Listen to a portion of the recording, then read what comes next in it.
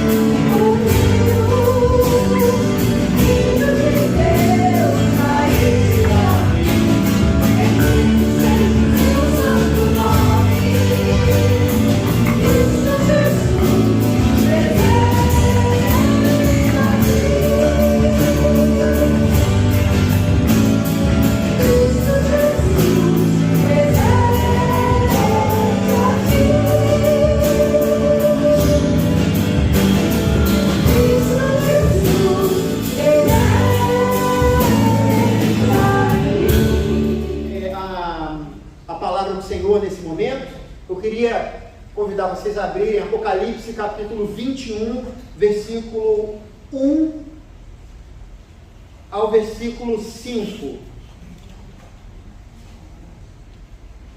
Apocalipse 21, 1 ao 5. Vou pedir para que você fique de pé nesse momento, a gente fazer a leitura da palavra do Senhor. Nós lemos o capítulo 21 na quinta-feira, né? Penúltimo capítulo das Escrituras.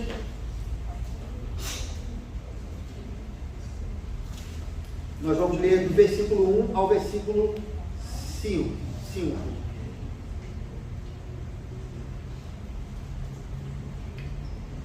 Muito bem, acreditando que todos já abriram suas Bíblias, vamos ler a palavra do Senhor. Então vi novos céus e nova terra, pois o primeiro céu e a primeira terra tinham passado e o mar já não existia. Vi a cidade santa, a nova Jerusalém, que descia dos céus da parte de Deus, preparada como uma noiva adornada para o seu marido. Ouvi uma forte voz que vinha do trono e dizia: agora o tabernáculo de Deus está com os homens, com os quais ele viverá. Eles serão seus povos, o próprio Deus estará com eles e será o seu Deus. Ele enxugará dos seus olhos toda lágrima, não haverá mais morte, nem tristeza, nem choro, nem dor, pois a antiga ordem já passou. Aquele que estava assentado no trono disse: estou fazendo novas todas as coisas. E acrescentou: escreva isto, pois estas palavras são verdadeiras e dignas de confiança. Vamos orar. Deus amado, nós pedimos nesse momento que o Teu Espírito Santo venha abençoar as nossas mentes, venha abrir o nosso entendimento, para que a gente possa receber aquilo, a mensagem que o Senhor tem para as nossas vidas nesse dia. Nós cremos que o Teu Espírito Santo pode ampliar a nossa compreensão e o nosso entendimento, e dependemos dele nessa manhã. Eu, Senhor Deus, não confio em mim mesmo, mas eu tenho certeza que se o Teu Espírito Santo estiver conosco, essa mensagem será muito proveitosa para mim e para os meus irmãos. Nós oramos assim, em nome de Jesus. Amém. Os irmãos podem se sentar.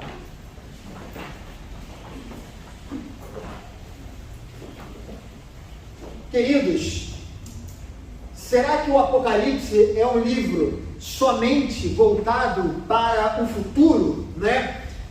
Tantas vezes nós vemos em tudo quanto é lugar pessoas que se referem ao Apocalipse, e muitos crentes, muitas igrejas também têm uma visão que o Apocalipse é um livro de coisas referentes ao futuro, como eu citei aqui na semana passada as profecias de Nostradamus, né? Que tinha como objetivo matar a curiosidade das pessoas, instigar a curiosidade das pessoas sobre aquilo que aconteceria no futuro. Nós sabemos que as profecias de Nostradamus, elas não se realizaram como ele havia pensado, mas nós temos a certeza daquilo que está registrado aqui, porque há uma diferença muito grande dessa ideia do Apocalipse, essa ideia comum que as pessoas fazem do Apocalipse, para o verdadeiro Apocalipse que nós vemos aqui nas Escrituras.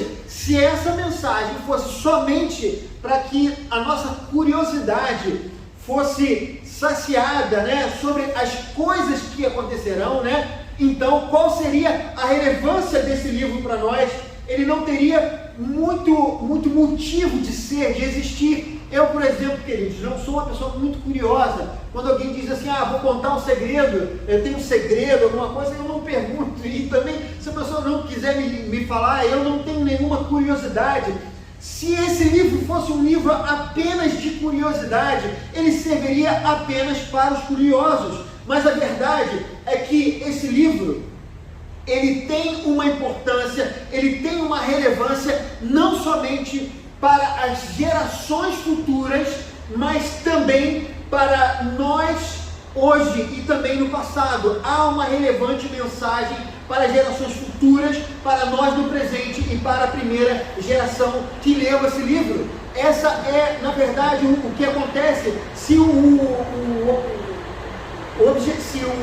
Apocalipse, o objetivo do Apocalipse fosse a curiosidade, queridos, não precisaria estar no cânon bíblico. Essa que é a grande verdade. A gente não pode esquecer que há um contexto importante e fundamental para que a compreensão do livro seja feita por nós, que vivemos muitas gerações depois de que esse livro foi escrito. Nós não podemos nos esquecer que João, ele estava preso na ilha de Patmos, quando ele recebeu essa visão do Senhor. Alguns apóstolos nesse momento já haviam sido perseguidos e já estavam mortos. Também, queridos, as falsas doutrinas tentavam desviar a igreja do caminho de Cristo. João, ele recebe as visões para trazer uma mensagem à igreja. E o formato que Deus deu a essa mensagem não foi um formato de livro histórico, como o livro de Atos, ou os Evangelhos, ou os próprios livros históricos do Antigo Testamento. Não foi também, queridos, um formato de livro poético, como Salmos, ou Provérbios, né? Ou, queridos, também não foi como as epístolas, como a carta de Paulo aos Coríntios, aos Romanos, ou a carta de Pedro, ou a epístola de Tiago, ou a epístola aos Hebreus. Não, era algo completamente diferente. O formato era chamado de literatura apocalíptica. Na verdade, a maneira de se interpretar essa literatura é completamente, por exemplo, diferente, por exemplo, das cartas paulinas, ou então dos evangelhos, ou então até mesmo dos livros poéticos. Essa era, irmãos, uma literatura que era muito comum naqueles dias, né? A gente vê que ela surgiu de modo muito forte no chamado período intertestamentário, né? Entre ali a história do profeta Malaquias e o que acontece nas primeiras páginas do Novo Testamento, mas a gente encontra essa característica também nos profetas, e um dos principais profetas que a gente vê esse formato chamado literatura apocalíptica é o profeta Daniel. E tem como, queridos, característica principal a linguagem apocalíptica é o uso de símbolos, é uma linguagem em símbolos. Então, irmãos, o que nós vemos aqui é que a leitura apocalíptica era uma espécie de uma mensagem codificada. Quando o Senhor entregou essa mensagem, essa visão para que João escrevesse, nós vemos muitas figuras ali que não são normais, né? Não são figuras como a gente vê, por exemplo, nos livros, nos evangelhos, né? Onde a gente vê coisas que de fato aconteceram e a gente percebe que há um código por trás daquilo tudo. O livro, ele tenta construir uma imagem na nossa mente da ordem universal em que nós vivemos, né? Nós precisamos entender, queridos, que o Império Romano naquela época era muito poderoso e naqueles dias, nos dias de João, aquele império ele parecia imparável, né? Os discípulos eles estavam sendo perseguidos, presos e mortos, e as igrejas estavam sendo invadidas pelos falsos mestres. Muitos questionamentos poderiam estar na mente dos crentes daqueles dias, né? Por que parece que os discípulos de Cristo serão derrotados? Talvez eles tivessem isso com a mente, porque quanto mais eles serviam ao Senhor, mais se dedicavam ao Senhor, os discípulos continuavam cada vez mais sendo perseguidos. Talvez uma outra questão, o porquê o poder do homem parece não ter fim. Aquele império era aparentemente indestrutível, ele arrasava qualquer nação que se opusesse a eles, né? Eles eram muito poderosos. E talvez, queridos, ainda se perguntasse por que Satanás persegue implacavelmente os filhos de Deus.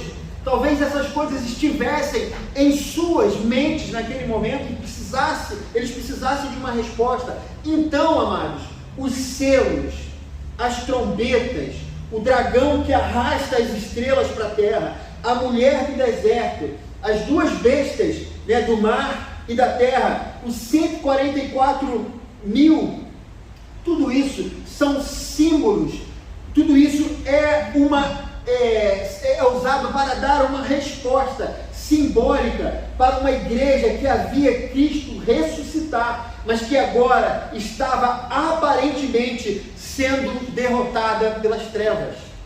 Essa é a grande questão, esse é o problema que eles estavam vivendo. Jesus Cristo tinha acabado de ressuscitar, Jesus Cristo mostrou a vitória através da sua ressurreição, de que sua palavra era verdadeira, que ele verdadeiramente era o Filho de Deus, mas a igreja aparentemente estava sendo derrotada pelo poder do Império Romano, pelo poder das forças de Satanás que atuavam através do império, das pessoas que tentavam acabar com a igreja de Jesus Cristo.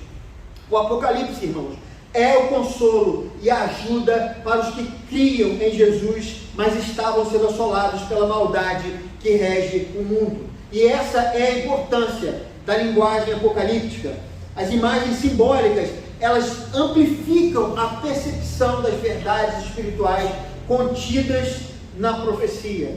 Eu vou dar um exemplo aqui para os irmãos, quando a gente lê sobre a Babilônia, né? Tem lá a cidade da Babilônia que começa a ser citada ali no capítulo 14, e é um tanto estranho a gente ler sobre a Babilônia, isso porque a Babilônia já havia sido destruída há alguns séculos, né? Mas ele cita ali naquele momento a Babilônia. E aí, queridos, essa linguagem simbólica carregava nessa ideia da cidade um significado. Pessoas tentaram descobrir o que significava essa cidade. Alguns diziam que era Roma, outros disseram que era uma determinada cidade, civilização desse meio tempo que nós vivemos entre João e nós. Alguns dizem que será uma cidade que ainda está por vir. Queridos, na verdade, se nós olharmos, nós vamos entender que há um simbolismo fundamental, porque essa Babilônia se assemelha a qualquer cidade. Ela se assemelha tanto a Roma, quanto a própria Babilônia no passado, quanto as grandes e poderosas nações do passado, do presente ou do futuro, porque ela resume em si a ideia da maldade, dos crimes e da violência. É o que nós vemos na história da humanidade em todos os tempos. Não era apenas o Império Romano que era símbolo do poder, da opressão, da maldade. Não, queridos. Tanto o Império Romano quanto qualquer cidade, se nós olharmos hoje para o Rio de Janeiro, nós vemos o medo estampado no rosto das pessoas. Muitas vezes nós tentamos sair de casa e ficamos acuados mediante a violência, mediante a isso, todo esse desmando que está. Mas isso não é só no Rio de Janeiro, você vai a várias cidades do mundo. O homem, aos poucos, ele vai abandonando os princípios de Deus, e aos poucos a humanidade, queridos, vai se encaminhar para o caos, porque antes do Evangelho vir para dar uma arrumação, um freio de arrumação à humanidade, queridos, o mundo vivia na barbárie. E o que nós vemos ainda é reflexo do Evangelho que está nesse mundo. Mas a partir do momento que os homens continuarem rejeitando a Deus, deixando Deus de lado, cada vez mais, queridos, a humanidade vai se afastar de Deus, e ela vai voltar a ser violenta novamente, vai abandonar o Senhor. Então há ali, queridos, uma ideia que resume a maldade, os crimes e a violência. Assim, o que vemos, percebendo, é que a mensagem ultrapassa os limites temporais. A ajuda e o consolo da profecia alcança tanto os crentes do passado quanto os de todas as eras. Aqueles irmãos estavam sofrendo, aqueles irmãos estavam sendo perseguidos, mas é a aplicação do livro, não é somente para aqueles irmãos ou somente para a geração futura. Todos aqueles que passarem por lutas e dificuldades, todos aqueles que passarem por perseguições, e aí, queridos, vamos abrir o nosso leque, o nosso entendimento. Muitas vezes a gente fala sobre perseguição, a gente fala sobre um governo perseguindo perseguindo os cristãos. Isso também é perseguição, mas não se engane. Num lugar onde há liberdade, onde nós podemos professar o Evangelho livremente, o inimigo, ele pode de alguma maneira querer perseguir os servos do Senhor, fazendo com que eles abandonem a fé, seja pela maldade, pela violência, ou seja pelas doenças, ou seja simplesmente, queridos, por esse monte de filosofia que nos afasta de Deus. E muitas vezes muitos crentes estão assumindo essas filosofias, misturando isso ao Evangelho e deixando o verdadeiro Evangelho de lado, porque é muito bom você se parecer com uma pessoa assim, desse jeito, que fala dessa maneira, que tem esse determinado discurso filosófico, que muitas vezes é o completo oposto do Evangelho. Tem sido muito comum nós ouvirmos pessoas dizendo que são cristãs, que são espíritas,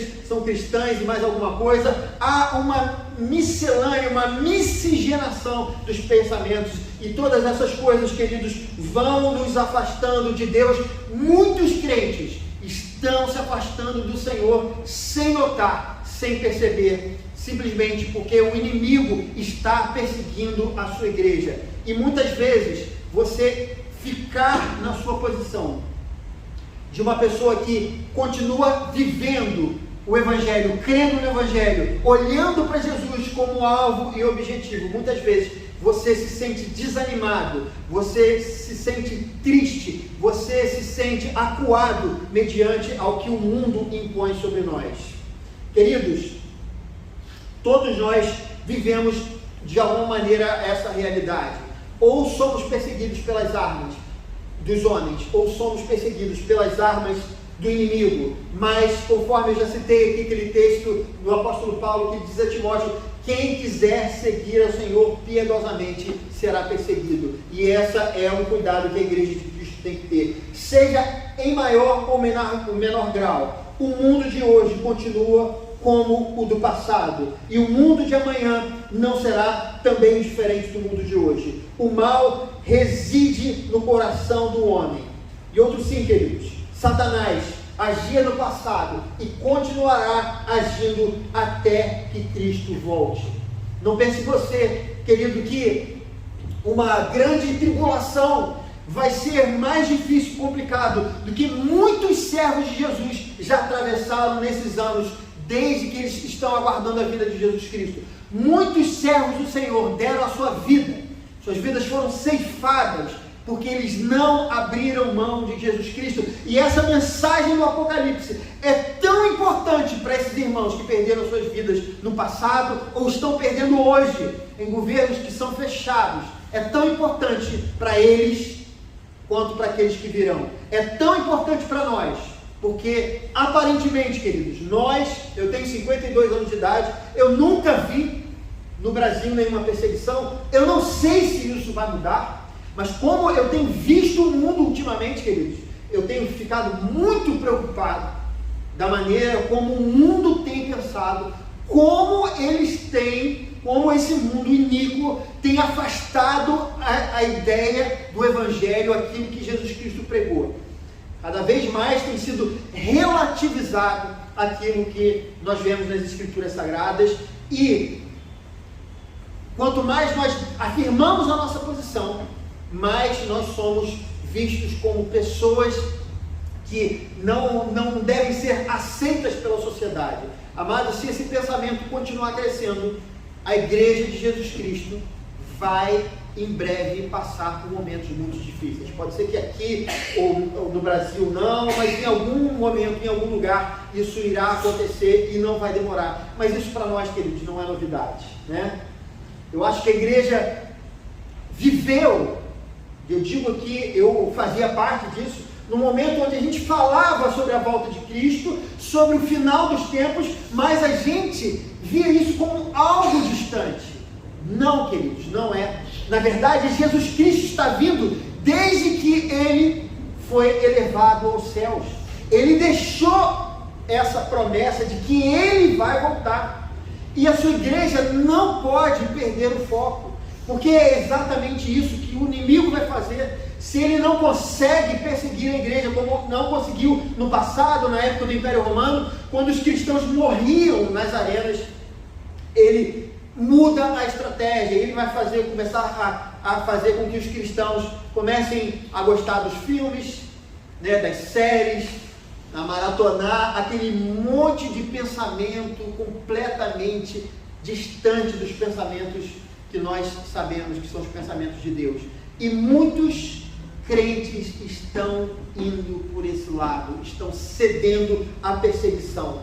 Mas, amados, nós precisamos ter isso em mente. A volta do Senhor é certa, e assim como Ele vai voltar, Ele prometeu que vai nos dar essa herança. O verso 5 nos diz: aquele que está sentado no trono disse: estou fazendo novas todas as coisas, e acrescentou: escreva isso, pois essas palavras são verdadeiras e dignas de confiança. Queridos, essas palavras são verdadeiras e dignas de confiança. Nós dizemos que cremos na palavra de Deus, que a palavra de Deus é a nossa única regra de fé e prática, e se de fato ela é isso, esse é um alerta para todos nós. Ele prometeu que vai vir, então ele virá. E a nossa vida precisa funcionar de acordo com essa perspectiva, amados. Muitas vezes nós temos uma ideia de que a nossa vida ela vai chegar até um ponto e a gente vai morrer e tudo vai acabar. Muitas pessoas vivem dessa forma, muitas pessoas pensam assim. Muitos que conhecem a palavra, eles professam outra coisa, mas vivem como se Jesus não fosse voltar. Essa é uma realidade, amados. Nós precisamos entender que essas palavras são verdadeiras e dignas de confiança. Nós precisamos estar cientes da volta de Jesus Cristo. Um outro ponto importante que diz no versículo 4, diz o seguinte: ele enxugará dos seus olhos toda a lágrima, não haverá mais morte, nem tristeza, nem choro, nem dor, pois a antiga ordem já passou. Isso é um ponto importantíssimo para a nossa fé, porque quando nós olhamos, e nós vamos trabalhar isso a partir da próxima semana, quando nós olhamos para o Éden, para o Gênesis, nós vemos que Deus criou o homem para que ele tivesse um relacionamento próximo, direto com ele, mas o homem se afastou de Deus. O homem escolheu estar distante de Deus. E por conta disso, Deus colocou um limite no homem. Esse limite é a morte. O pecado trouxe a morte.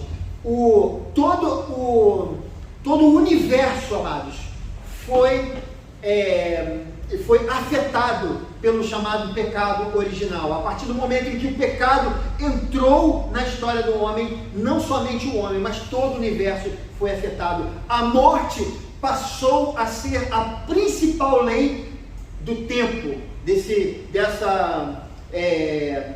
me fugiu aqui o nome, dessa dimensão na qual nós vivemos, queridos. A morte, não há remédio para a morte, nós sabemos disso, né? Para tudo há remédio, menos para a morte, né? É o que diz aquela expressão.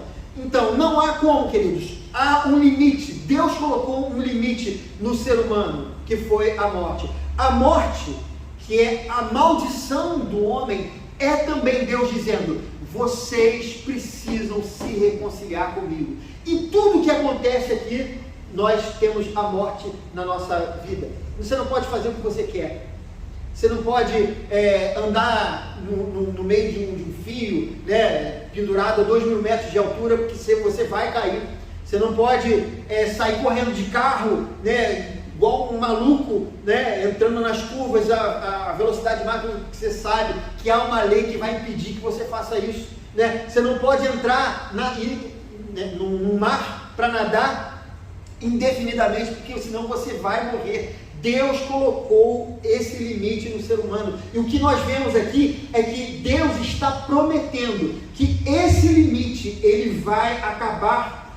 Essa antiga ordem, Deus vai transformar todas as coisas, conforme ele diz aqui: então vi novos céus e nova terra, pois o primeiro céu e a primeira terra tinham passado.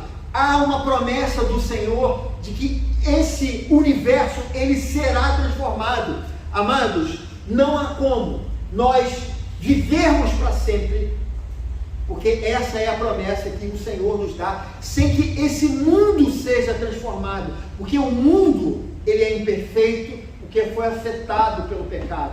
Nós somos imperfeitos porque fomos afetados pelo pecado, mas Deus nos promete, queridos, que vai haver uma transformação.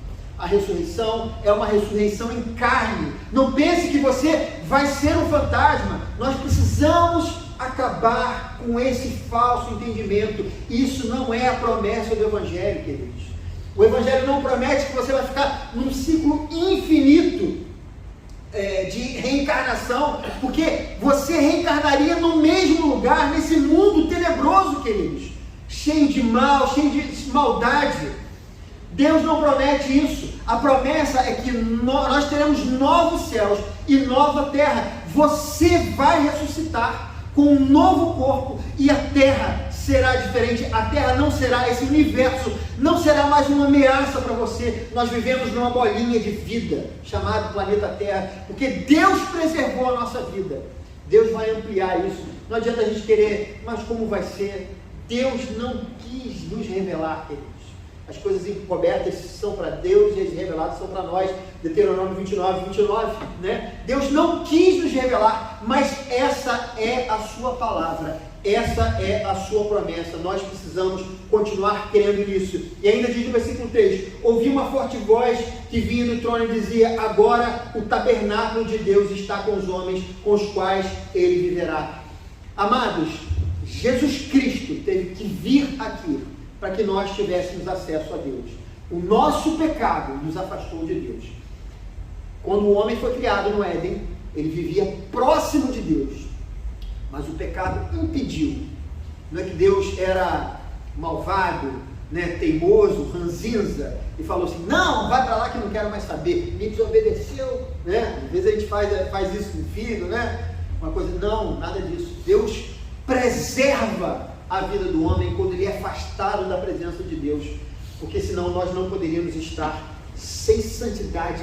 Ninguém verá a Deus, é o que a Bíblia nos fala, porque Deus é fogo consumidor e ele não pode suportar qualquer um de nossos pecados, por menor que ele seja.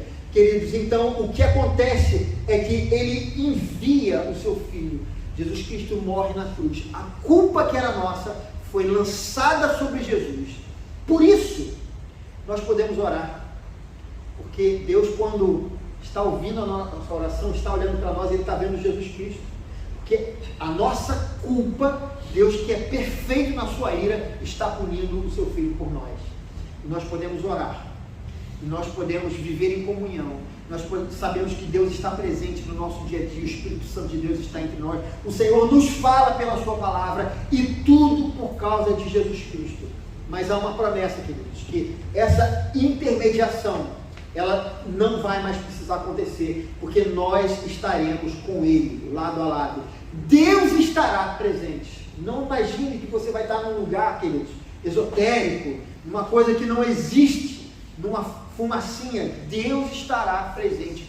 Assim como você hoje se sente vivo, você se sentirá vivo, porque essa é a promessa do Evangelho. Você não vai ficar como perdido no universo, né? Sem saber quem você era ou não. O Senhor, Ele vai estar intermediando. Nós vamos estar presentes com Ele, sem a necessidade da intermediação de Jesus Cristo.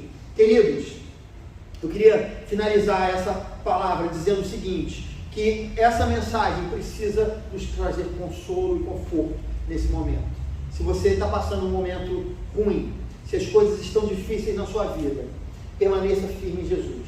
Se você tem sido tentado por Satanás, se você tem sido tentado pelos pecados que muitas vezes estão enraizados, né, na nossa vida, conforme diz o apóstolo Paulo, né, aquilo que eu não faço, aquilo que eu quero, né, esse conflito do espírito e da alma. Muitas vezes a gente fica tentado, fica querendo voltar atrás.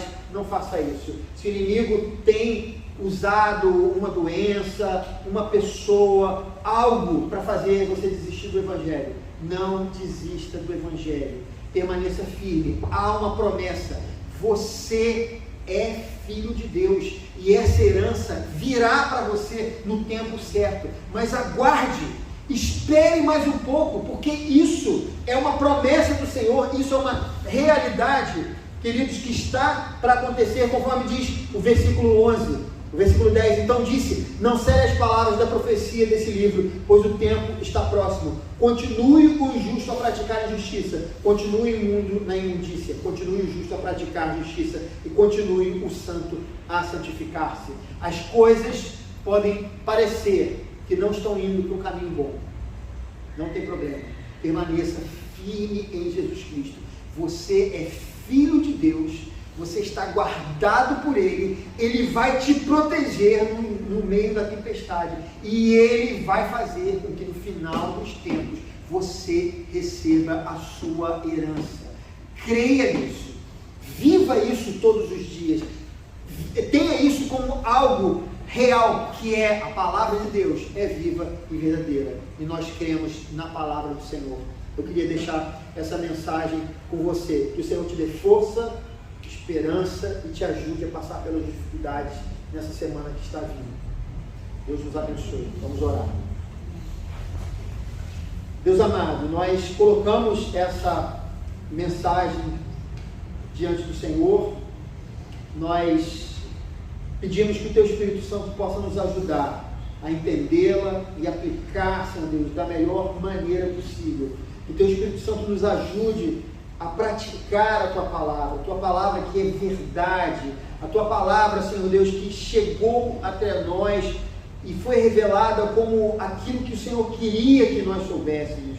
Eu peço misericórdia a Ti, pedindo que o Senhor nos ajude a entendê-la e a viver, Senhor Deus, como o Senhor nos ensinou.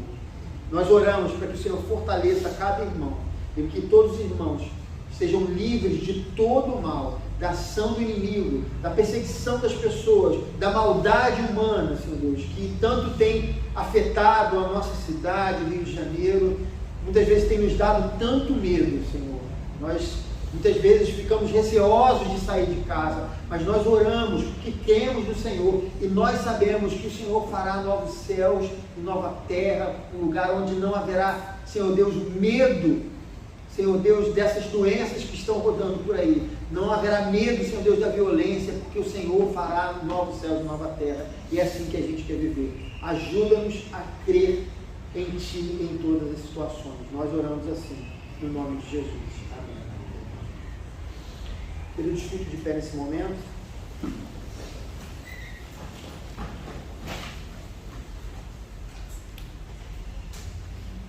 fazer a oração final. Deus amado, eu quero pedir que o Senhor possa abençoar a vida de cada irmão aqui também presente.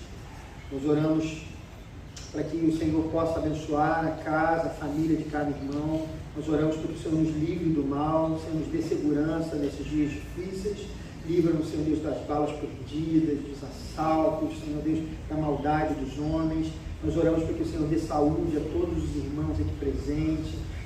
Nós oramos também que o Senhor abençoe cada família emocionalmente, espiritualmente também.